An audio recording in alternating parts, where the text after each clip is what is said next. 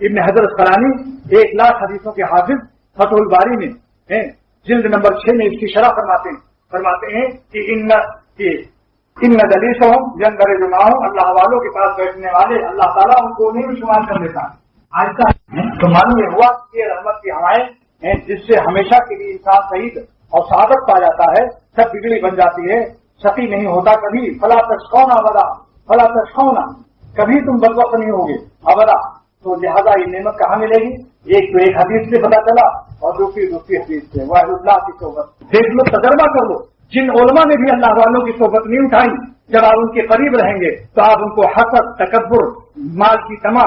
اور نہ جانے کتنی بیماریوں میں آپ مبتلا پائیں گے۔ اور اللہ والوں کی صحبت یافتہ، میں نہیں کہتا کہ بالکل پاک ہو جاتے ہیں، مگر وہ اپنے مرض کو پہچان لیتے ہیں، اگر خطا ہوتی ہے توبہ کر لیتے ہیں، استغفار کر لیتے ہیں، ان کو اپنی بیماریوں کا احساس ہو جاتا ہے۔ اسی لیے حکیم الامت تھانوی رحمۃ اللہ علیہ فرماتے تھے کہ اللہ تعالیٰ کے مقبول بندوں کی صحبت اٹھانے والے اگر کاملین بھی نہ ہوئے، اول تو اکثر کاملین ہو جائیں گے، کامل بھی نہ ہوئے تو تائب ضرور ہو جاتے ہیں، توبہ کی توفیق ہو جاتی ہے۔ کاملین میں نہ اٹھائے گئے تو تائبین میں ضرور اٹھائے جائیں گے۔ اور فرمایا مرتے وقت ایک انعام اور ان کو ملتا ہے اللہ والوں کی صحبت کی برکت سے اور سلوک اور اللہ کرنے کی برکت سے، کہ اللہ تعالیٰ تمام تعلقات کو، جو ساری زندگی وہ غالب نہیں ہو سکا، کشمکش میں تھا، کبھی نفس کو پٹکا، کبھی نفس نے اس کو پٹکا، آخر میں حکیم اللہ فرماتے ہیں جب موت قریب آئے گی تو اللہ تعالیٰ تمام اس کے دنیاوی تعلقات پر اپنے محبت کے تعلق کو غالب کر کے تب اس کو اٹھائیں گے۔ یہ سارے زمانے، تمام زندگی میں جو اس نے جہاد کیا تھا، ساری زندگی میں جو اس نے مجاہدہ کیا تھا،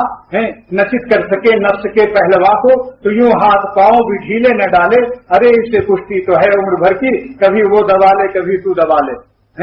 یہ کرتا رہا وہ۔ آخر میں دیکھیے تو دبا لے ہے، خواجہ صاحب نے اس کی رعایت کی ہے، کبھی وہ دبا لے کبھی تو دبا لے، یہ نہیں کہا کبھی تو دبا لے کبھی وہ دبا لے۔ دیکھا آپ نے خواجہ صاحب کی بزرگی، یہ کرامت ان کی ہے۔ خواجہ صاحب نے اس میں اشارہ کر دیا، آخر میں تو دبا لے گا،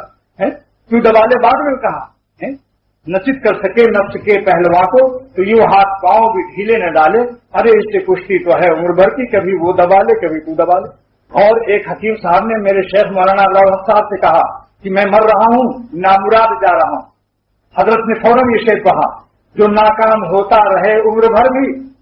حکیم جلیل صاحب انتقال ہو گیا، ان کا ہردوئی میں تھے، میرے ساتھ گئے، حضرت مجھے اپنے ساتھ لے گئے، اور حکیم صاحب بالکل قریب وقت تھا موت کا، تو کہنے لگے کہ حضرت میں تو بالکل دنیا میں نامراد جا رہا ہوں، کچھ عبادت وغیرہ نہیں کیا ہے، ناکام جا رہا ہوں۔ تو حضرت نے فوراً یہ شعر کہا، جو ناکام ہوتا رہے عمر بھر بھی، بہرحال کوشش تو عاشق نہ چھوڑے، بہرحال کوشش تو عاشق نہ چھوڑے، یہ رشتہ محبت کا قائم ہی رکھے، جو 100 بار ٹوٹے تو 100 بار جوڑے۔